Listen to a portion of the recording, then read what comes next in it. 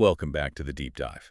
We're here to help you navigate the confusing, sometimes contradictory world of complex topics, sifting through the sources to give you the most critical insights, minus the information overload. And today we are tackling a field where, really, complexity is the entire business model. We are talking about taxes. Right. A topic where the difference between just two words, avoidance and evasion, can mean everything. Oh, absolutely. It can mean the difference between being called a financial genius and facing serious federal criminal charges. That is a life-changing difference. Okay, so let's unpack this. We are diving deep into the thin and often really blurry line that separates legal tax planning from what is, just illegal tax fraud. And it's a huge global battle. We want to show you exactly how governments all over the world are struggling to keep their revenue systems intact against, frankly, relentless financial ingenuity. So our mission for this deep dive is to provide some real clarity. We're going to define this whole non-compliance spectrum. We're going to expose some of the aggressive methods used by both corporations and high net worth individuals to shrink their tax bills. And then we'll detail the increasingly complex legislative and even judicial tools that revenue services are deploying to fight back. Let's start right at the foundation then. We have to establish that critical distinction immediately because everything else we talk about today really rests on these definitions. Absolutely. So at its core, you have tax avoidance. This is the legal use of a tax regime to reduce the amount of tax you have to pay. It's simply taking advantage of the rules as they're written. So if the government creates a tax credit for, say, investing in renewable energy, and I use it, that's just tax planning. Exactly. That's tax planning. The government explicitly intended for you to use that law. But the word avoidance itself often has a bit of a negative ring to it in public conversation. Yeah, that's where the aggressive part comes in, right? That's where the gray area begins. If a scheme is exploiting a loophole, an unintended technicality or maybe a mismatch between different countries' laws, that shifts into what we call aggressive tax avoidance, or sometimes tax mitigation. But the key point is it's still, at least initially, legal. It is. It operates within the bounds of the law. You're using the statute exactly as it's phrased, even if you are, let's be honest, violating the spirit of that law. Okay, so that's the gray area. Then you have the complete opposite side of the spectrum where there is no gray area at all. You have tax evasion. Tax evasion is unambiguously and unequivocally illegal. This is about a deliberate, fraudulent attempt to defeat the imposition of taxes. We're talking about overt deception. Dishonest reporting, hiding money offshore, and not telling anyone. Exactly. Hiding money, declaring far less income than you actually earned, or knowingly overstating your deductions or expenses. It is a financial crime, plain and simple, and it's often associated with that informal, under-the-table economy. Now, where does the term non-compliance fit into all this? Our sources suggest both avoidance and evasion can be seen as forms of it, but that seems tricky, given that one is legal. That's a very valid point, and it's why that classification is still contested, particularly in legal circles. It's true that some people classify both as tax non-compliance because, well, they both subvert the state's tax system. They both reduce the revenue the state was expecting to collect. But one does it lawfully. And as long as it's lawful, it's a lawful reduction of liability. But you're right to point out the underlying intent for both is the same, to reduce the overall tax bill to the state. And when we look at the scale of this problem, that intent is costing governments globally an immense amount of money. I mean, that really sets the context for why this is such a high-stakes battle. The magnitude is it's fascinating. And the timeline, too. Since 1995, we are talking about literally trillions of dollars being transferred from OECD countries, so the wealthier nations, and also developing countries, and just channeled directly into tax havens using these aggressive avoidance schemes. Trillions is a number that's almost impossible to really grasp.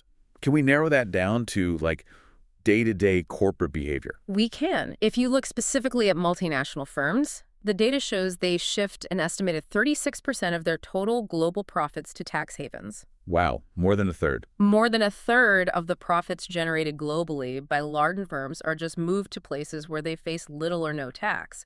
That 36% figure alone tells you this isn't just a few bad actors. It's a systemic, industrial-scale challenge for every Treasury Department in the world. And that's revenue that could be funding, Yeah. well, anything. Yeah. Public services, infrastructure, you name it. Exactly. That massive scale brings us squarely to the mechanisms. So when we talk about legal tax avoidance, there's actually a framework for understanding how these clever schemes are structured. It's not random. It's built on these core financial principles. That's right. Nobel laureate Joseph Stiglitz provided an excellent framework, laying out three core principles that really underpin almost all successful tax avoidance strategies. And if you understand these, you can start to see the pattern behind all sorts of different corporate and individual schemes. Okay, so what are those three Stiglitz principles? And let's start with the one that feels the most like, you know, classic financial advice. The first one is the simplest, but it's incredibly powerful: postponement of taxes. The idea is just that the present value of a tax that's postponed way into the future is far less than a tax you pay today. A dollar today is worth more than a dollar tomorrow. Precisely. If you owe $100 in tax today, but you can legally delay paying it for, say, 30 years, you get to invest that $100 for 3 decades. Right, which is the whole idea behind things like pension plans. Exactly. The government explicitly endorses postponement there. They say, look, we'll tax you later when your income is maybe lower in retirement, and that gives you 30 or 40 years of tax-deferred growth. Avoidance schemes just take that concept and push the boundary, trying to achieve, perpetual postponement or even elimination. Okay, so that's the first principle. The second one seems to involve shifting the burden around inside a structure. That's right. That's tax arbitrage across individuals. This means shifting liabilities between different people or between different legal entities that face different tax brackets or different marginal tax rates over time. Can you give me a tangible example of that, just with individuals? Sure. Take a high net worth family. The patriarch is in a top tax bracket, let's say 37%, and he wants to sell an asset. Well, instead of selling it himself, he might structure a transaction so the income goes to maybe a limited partnership or a trust where that income is taxed at a much lower corporate rate. Or to a family member who's in a much lower bracket. Or to a family member, exactly. The overall family tax burden is legally reduced just by shifting where the liability lands. And this happens constantly inside corporate groups, too, with transactions designed specifically to exploit different rates between their subsidiaries. So avoidance is basically exploiting differences. Differences over time and differences between entities. What's the third principle? The third is tax arbitrage across income streams. This one uses the fact that governments tax different types of income differently. For example, in most places, capital gains from selling an asset are taxed at a much lower rate than ordinary income, like your salary or rent or dividends. And so the goal of these sophisticated avoidance schemes is to somehow convert that ordinary income into capital gains income. Exactly. The schemes are designed to change the character of the income, even if the underlying economic reality is the same. And really, the most sophisticated tax avoidance devices, they use a combination of all three of these Stiglitz principles at the same time. Okay, let's move to the practical methods that leverage these principles, starting with the most basic strategy for both companies and individuals. Just where you choose to live, or at least where your tax residence is. The basic strategy is simple in concept, but, pretty difficult in execution. For a multinational firm or a high net worth individual, you move your company's legal home or your personal tax residence to a low tax jurisdiction, what we all call a tax haven. Right, so for individuals, that's places like Monaco, and for corporations, it's the Cayman Islands or the British Virgin Islands, where corporate profits are barely taxed. Correct. But there's a fascinating and often really contentious exception to this strategy. It's found in only 2 countries, and it shows just how aggressive a government can be about retaining the authority to tax its citizens no matter where they are. And that would be the unique model used by the United States and, historically, Eritrea. That's the one. These countries tax their citizens on their worldwide income, regardless of where that citizen lives. So just moving abroad and setting up a foreign residence is not enough to avoid U.S. taxes. You are, for all intents and purposes, a lifelong customer of the IRS. That's an incredible compliance burden for millions of Americans living abroad. And what's the response from the ultra-wealthy, who are often subject to much higher rates? Well, our sources note that some high-net-worth U.S. citizens choose the ultimate act of tax avoidance. They renounce their citizenship entirely. It's an official, public act to escape the complexity and the liability of the U.S. tax system. And for those who stay citizens but live abroad? There is the foreign earned income exclusion, which lets you exclude a portion of your salaried income earned overseas. It was capped at about $100,000 in 2015, adjusted for inflation from your U.S. taxes. But once you go over that limit, the U.S. liability kicks right back in no matter where you earn the money. The sources also mention a much more troubling long-term avoidance strategy related to this. Yes, it's a dark but sort of pragmatic phenomenon. Some U.S. parents living abroad choose not to register their children's birth with American authorities. So the child is never recognized as a citizen? Exactly. And therefore, they're not required to report their earnings and pay American taxes for their entire lives, even if they never set foot in the U.S. It's an incredibly high price to pay losing citizenship for your child, but it just speaks volumes about the perceived burden of lifelong U.S. tax compliance. Wow, that really puts it into perspective. Okay, so moving on to how countries try to make global taxation work a bit more smoothly, or at least prevent double punishment. We have double taxation treaties. Right. Most countries legally assert the right to tax income that's earned within their borders, no matter who owns it. These treaties are basically bilateral agreements designed to prevent non-residents from being taxed twice, once where the income is earned, and then again in their home country. They're essential for international trade. But not just for smooth trade. They could be exploited for avoidance, can't they? Oh, absolutely. They introduce complexity that creative tax planners exploit through a practice known as treaty shopping. A multinational might route income through a shell company in a country that has a favorable treaty with the host country, just to get a lower tax rate, even though the shell company does no real business there. And that's why governments are very careful about who they sign these treaties with. It's a deliberate defensive measure. The scarcity of treaties with places widely regarded as tax havens, like the British Virgin Islands, is no accident. Though there have been some heavily exploited ones, like the one between Cyprus and Russia, which acted as a huge loophole for years. Another key method is using separate legal entities. This is how the wealthy manage assets without technically owning the income directly, right? It goes back to Yeah. that arbitrage principle. Exactly. Individuals use vehicles like companies, trusts, or foundations, and yes, often offshore ones, to receive income or realize gains instead of the original owner. The assets are legally transferred to this new entity, and the entity becomes the tax cat. If the income stays inside the entity, the individual avoids immediate tax. So it's like a holding tank for wealth to grow, with the goal of maybe converting that income stream later on.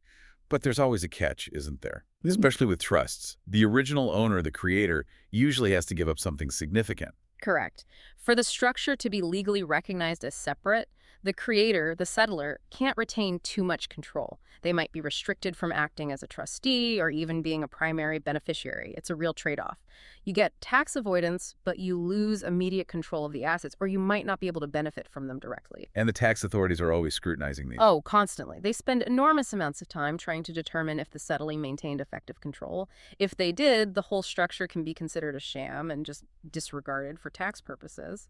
Before we move on, we have to touch on one very specific corporate method that perfectly demonstrates that third Stiglitz principle, exploiting the different rates between dividends and capital gains. I'm talking about share repurchases. This is a textbook example. Historically, companies gave capital back to stockholders through dividends, which are usually taxed at a higher ordinary income rate. But instead of dividends, companies can just buy back their own stock on the open market. And how does that help the investor? It lets the stockholders realize their gain by selling their appreciated stock back to the company. That sale is then classified as a capital gain, which is taxed at that much lower capital gains rate. It's a completely legal way to return capital to investors in the most tax-friendly way possible. And it often drives up the stock price for the remaining investors, too. Right. It reduces the number of shares outstanding, which gives everyone else a bigger piece of the pie. It's a win-win for the investor's tax bill. That brings us to maybe the most contentious corner of avoidance: tax shelters. These are the schemes that live right on the edge of legality. Often they're created by the government for a good reason, but then they get hijacked for aggressive, pure tax reduction. A tax shelter is just any investment that allows for a reduction in your income tax liability. And as you said, they exist on a spectrum. You have the legitimate government-intended ones, and then you have the highly questionable, abusive ones. Let's start with the legitimate ones, because the government actually wants you to use these. They're basically subsidized behaviors. Absolutely, they're incentives. Classic examples in the U.S. include tax deductions for home ownership like mortgage interest pension plans and individual retirement accounts or IRAs.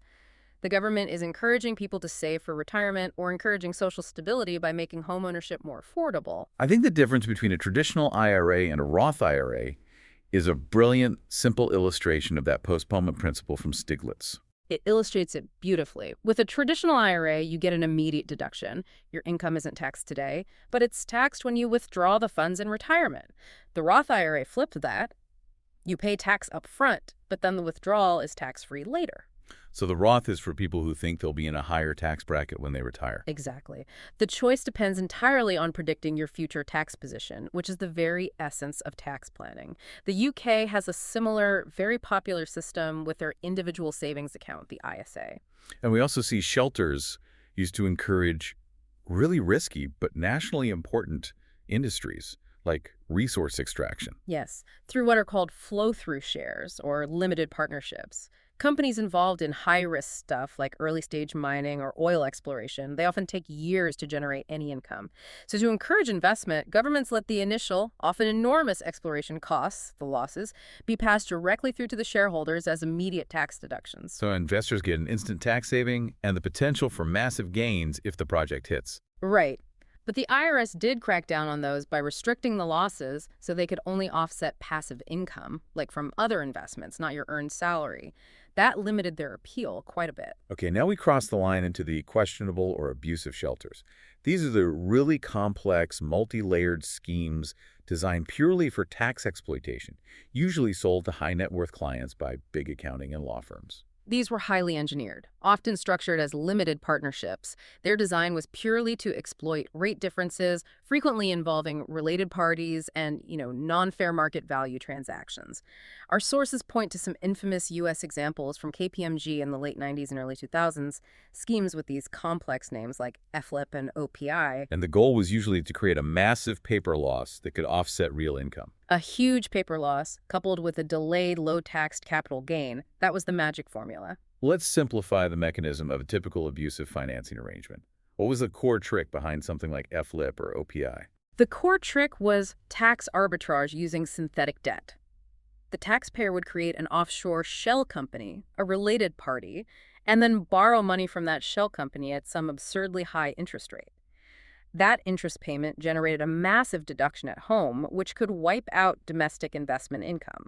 But if they paid the interest to a related offshore company, didn't that company then have to pay tax on the interest income? But that's the arbitrage.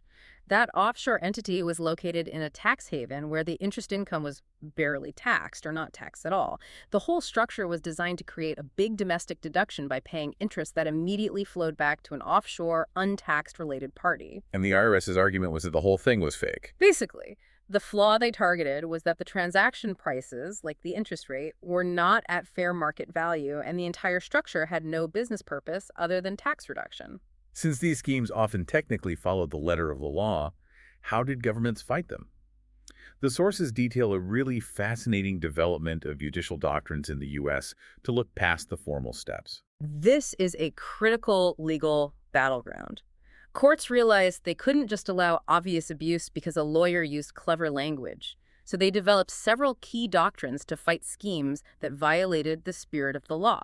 Starting with the most fundamental doctrine of all time in tax law. That would be substance over form. The idea here is dead simple. If two transactions give you the same economic result, they should have the same tax result, regardless of the legal steps you took. It forces courts to look at the economic reality, the substance, not just the legal paperwork, the form. So if the court has to look at the reality, how hard is it for the IRS to prove that reality when the paperwork is so deliberately confusing? It's incredibly difficult, which is why they often lean on the closely related step transaction doctrine. This doctrine takes a series of formally separate steps, A, then B, then C, and just treats them as a single unified transaction to figure out the true nature of what happened. So it stops people from breaking one taxable event into lots of little non-taxable pieces. Exactly. Then you have the famous doctrine that came out of the U.S. Supreme Court case, Gregory v. Helvering, back in 1935. The business purpose doctrine. Right, this one is all about intent. All about intent. In that case, a taxpayer created a shell corporation for just 3 days solely to transfer assets tax-free, and then she dissolved it. The Supreme Court said, look, while you followed the letter of the law, the transaction is invalid because you were motivated by no business purpose other than tax avoidance. So if the only reason you did something was to cut your tax bill, the transaction can be just ignored. Disregarded for tax purposes, yes. And finally, you have the sham transaction doctrine. Okay. This one looks for transactions where the claimed economic activity and the tax benefits that go with it didn't actually happen or were completely illusory. The classic case is Netsch v. United States. A guy supposedly borrowed huge sums to invest in annuity bonds to generate massive interest deductions. The IRS successfully argued it was a sham because the interest payments and repayments just canceled each other out. There was no genuine economic activity. So these judicial doctrines were really effective against the most aggressive schemes. But then the U.S. Congress took it a step further in 2010 and actually wrote one of them into law. Yes, they codified the economic substance doctrine in Section 7701 of the Internal Revenue Code. This basically formalized the judicial principle into a statutory requirement, largely incorporating both the business purpose and the substance over form tests. The goal was to give the IRS a clearer, more standard tool and to impose strict penalties. So what does a taxpayer have to prove now to satisfy this codified doctrine? They generally have to meet two tests at the same time.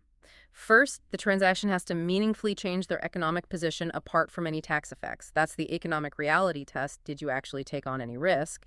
And second, they have to have a substantial purpose for the transaction apart from the tax effects. That's the business purpose test. And if you can't satisfy both, the transaction gets thrown out and you get hit with penalties. Exactly. It really sounds like an unending legal cat-and-mouse game between ingenious tax advisors and the government, just constantly shifting the goalposts of what legal actually means.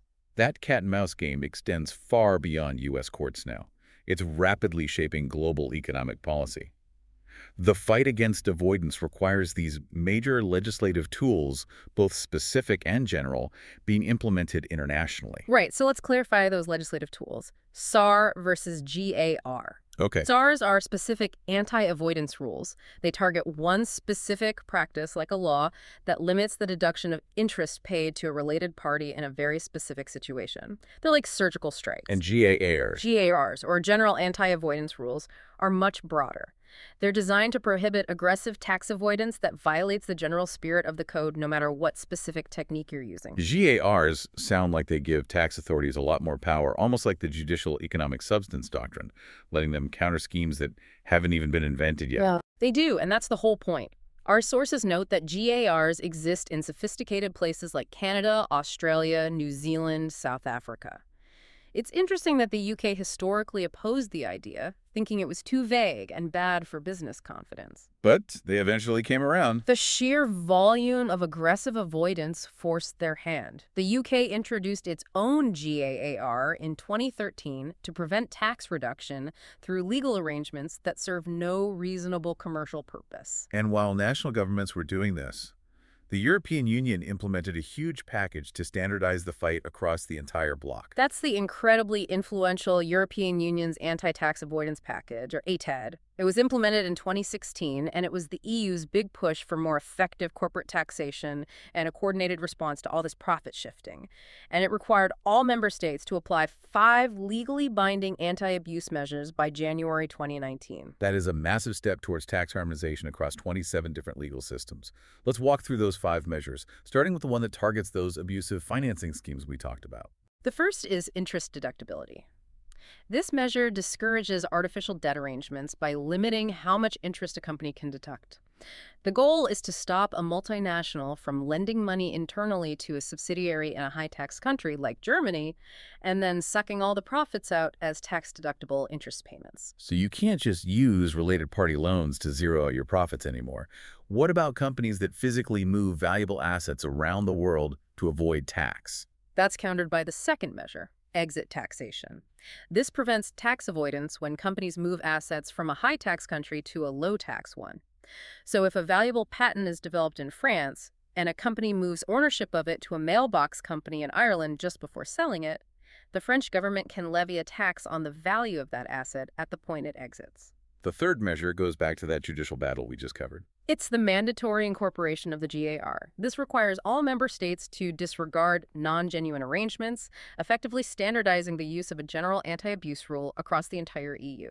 And the last 2 measures specifically target these multinational corporate structures that rely on shifting profits to places where no real work is being done. Yes. The fourth is the Controlled Foreign Company, CFC, rule. This is designed to deter profit transfers to subsidiaries in low or no tax countries where there's little to no real economic activity. If a company is deemed a CFC, its profits might be taxed immediately in the home country, even if the money hasn't been officially sent back to the parent company. It makes it a lot less attractive to just set up a shell company in a tax haven. And the fifth. That is the switchover rule. This one prevents double non-taxation. It makes sure that if a country provides an exemption for foreign income, it has to switch over to a credit method if that foreign income was taxed at an extremely low rate. It guarantees the income is taxed somewhere at a meaningful rate. Outside of the EU, the biggest international effort against all this comes from the OECD, involving dozens of countries globally. That's the Comprehensive Base Erosion and Profit Shifting Initiative, or BEPS. The goal of BEPS is to reform international tax rules to ensure that profits are taxed where the actual economic activity happens, not just where the intellectual property is legally registered. It's a fundamental challenge to the old loophole-ridden system. And the UK put some immediate aggressive teeth into that commitment with the so-called Google tax. Right. The UK introduced the Diverted Profits Tax, DPT, in 2015, which the press immediately nicknamed the Google tax. It was explicitly designed to discourage big companies from shifting profits out of the UK by imposing a tax originally 25% on profits that were considered diverted. So it basically taxes the profits that should have been reported in the UK, even if the accounting was done somewhere else. Exactly. It was a unilateral measure intended to force a change in behavior. The overall picture here is clear. Tax avoidance, once a judicial problem of just interpreting intent, has become this global legislative priority. We've spent a lot of time on the legal, though often aggressive, side of this.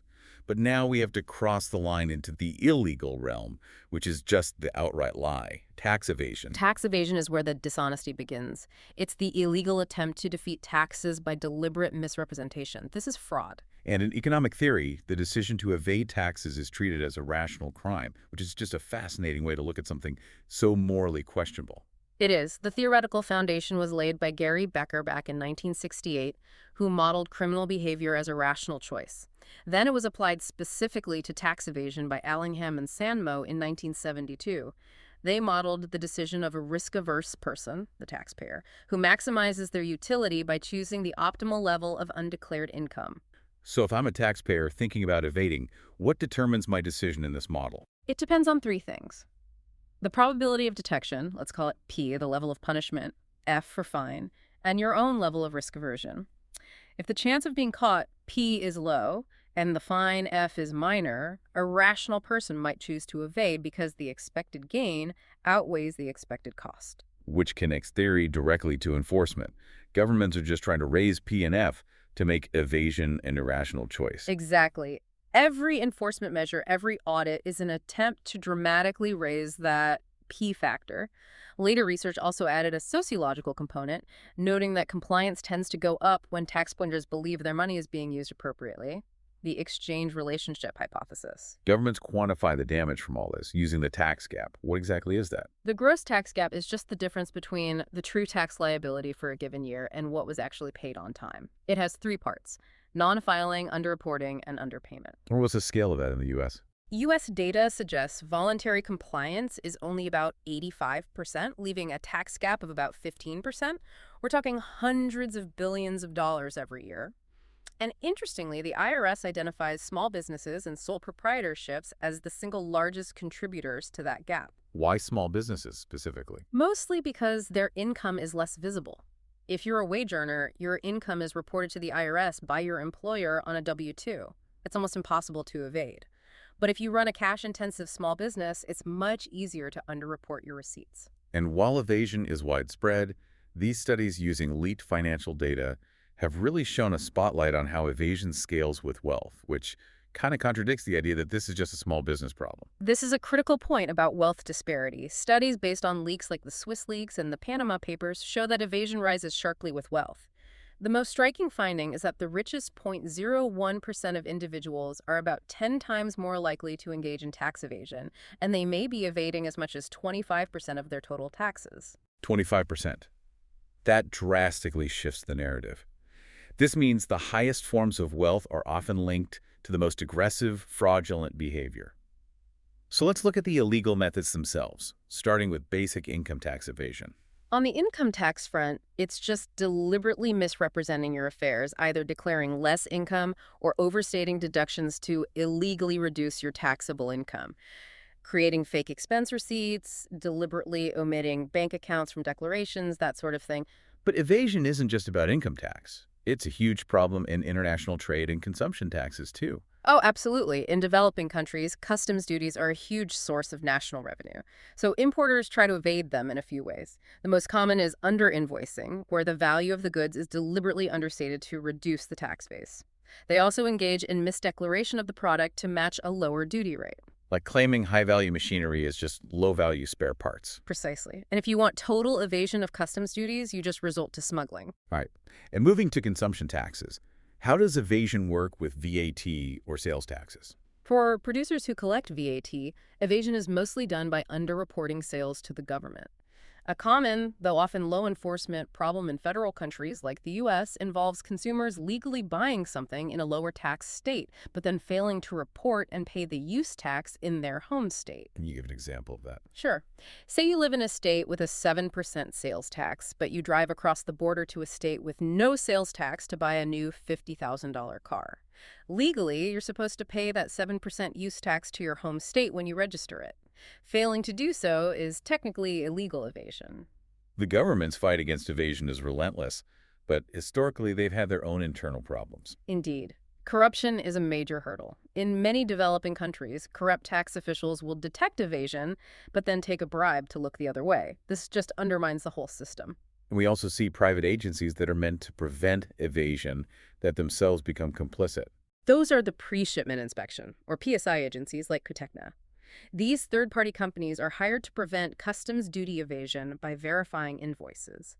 But documented cases in places like Bangladesh and Pakistan have shown these agencies cooperating with dishonest importers, leading to huge national scams. But transparency is the modern weapon of choice, especially in the U.S., against the corporate vehicles of evasion. That brings us to the landmark Corporate Transparency Act, CTA, in the U.S., enacted in 2021.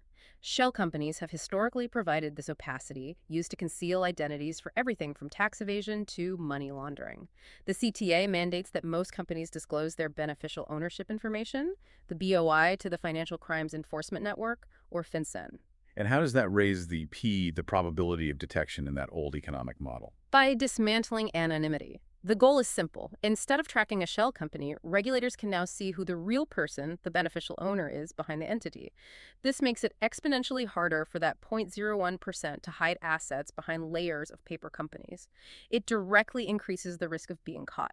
Theory and legislation are one thing, but specific case studies really reveal the human ingenuity and then the public accountability that follows these maneuvers. And we've seen aggressive avoidance become a huge national controversy, especially in the UK and EU, fueled by public anger over companies diverting these vast profits away from where their sales actually happen. So let's pull the curtain back on those infamous corporate profit-shifting schemes used by the big tech giants. They often have these colorful food-related names. Indeed, we have the double Irish, the Dutch sandwich, and the Bermuda black hole. Companies like Google, Apple, Microsoft, PayPal, Facebook, they all use these mechanisms to divert profits from high-tax places like the UK or the US to low-tax havens like Ireland, the Netherlands, and Bermuda. Can you simplify the double Irish with a Dutch sandwich so we can grasp the mechanism? The mechanism was complex but ingenious.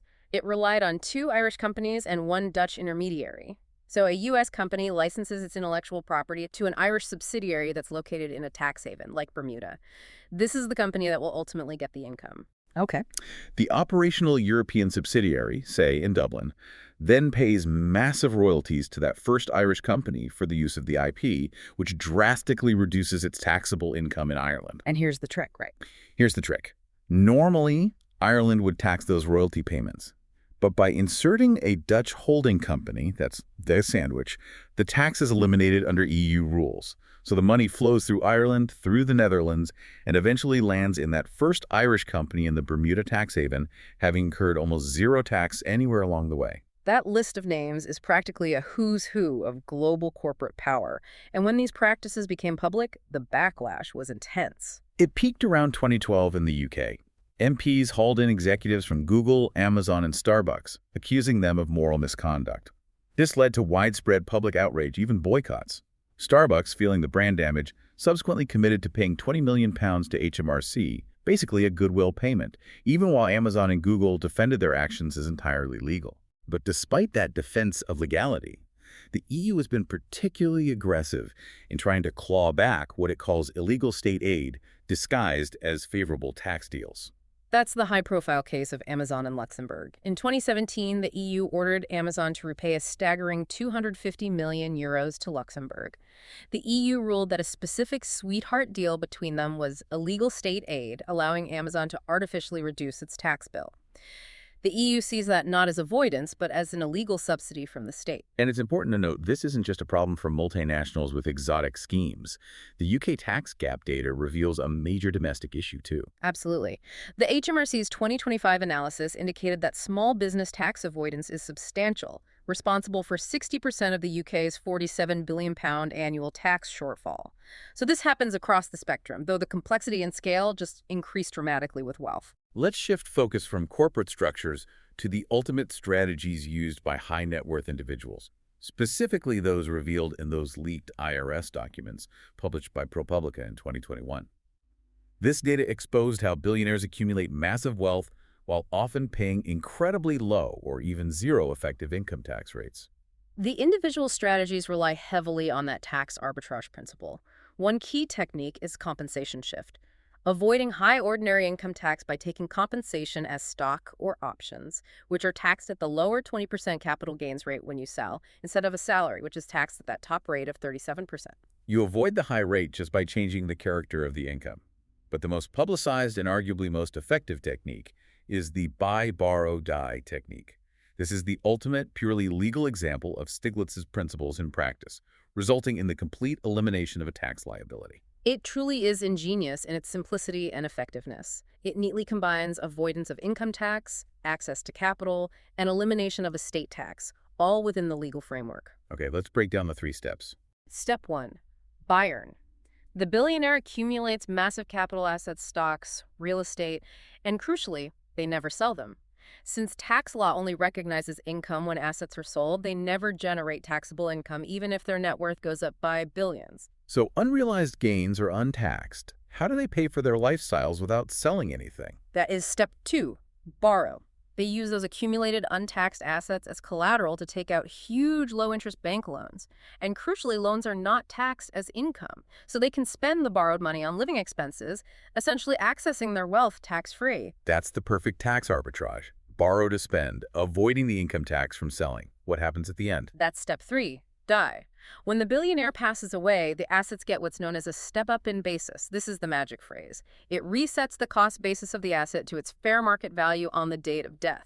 All of those accumulated, unrealized capital gains, billions of dollars worth, are just zeroed out. The heirs can then immediately sell the asset and pay no capital gains tax on a lifetime of appreciation. So by never selling, they never generate taxable income, and by dying, decades of accrued tax liability are just erased for the heirs. It is the perfect legal loophole for intergenerational wealth transfer. And that's entirely legal under current U.S. tax law. The data is clear.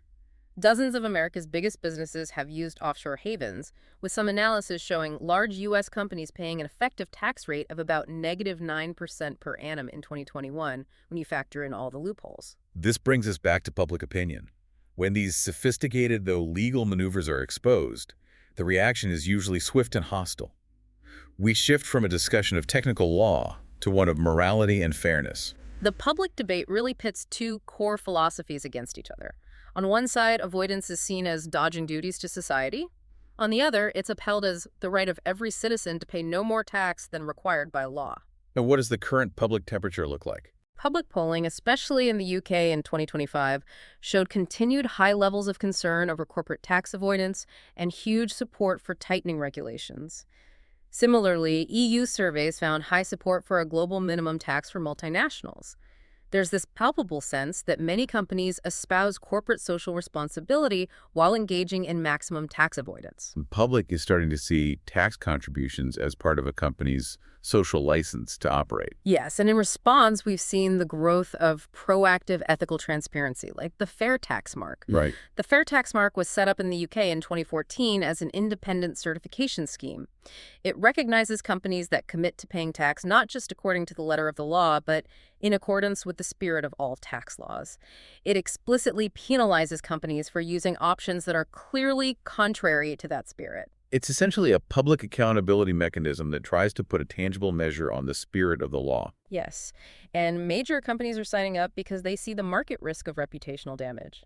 Big names like the Co-op, SSE, Lush Cosmetics, and internationally, companies like Iberdrola are getting certified. It shows that market recognition for ethical tax practices is a growing factor, directly challenging the idea that maximum tax reduction is always the best strategy. This has been a fascinating journey into the complex shades of gray in tax law, from government-intended tax breaks all the way to outright criminal fraud. The key takeaway, especially on the avoidance side, is that the line between legal and illegal is constantly being tested and redefined by legislative and judicial responses. Right, we've seen the introduction of GARs in the UK, the US codifying the economic substance doctrine, the EU's comprehensive ATAT package. The battle is just ongoing, and tax ingenuity is always one step ahead of enforcement, driving new policy. That summarizes the dynamic perfectly. We have seen how the very richest in society use sophisticated but entirely legal techniques like the buy, borrow, die method to benefit from those differential tax rates, effectively eliminating capital gains tax liability entirely. And it's just a simple three-step wealth planning mechanism. Which raises a crucial question for you, the listener, to consider as you reflect on this deep dive. Given that general anti-avoidance rules and judicial doctrines, like the business purpose doctrine, are designed specifically to invalidate schemes that have no business purpose or no economic substance other than tax reduction, does the continued prevalence and broad acceptance of tools like the buy, borrow, die technique, a mechanism whose sole function is to eliminate tax liability, suggest that the legal goalposts for what constitutes an acceptable business purpose have to fundamentally shift? Or does this just prove that the critical distinction between legal avoidance and illegal evasion inevitably, and perhaps fatally, blurs when personal wealth reaches an extreme self-sustaining scale? Think about that tension between individual right and societal reliance.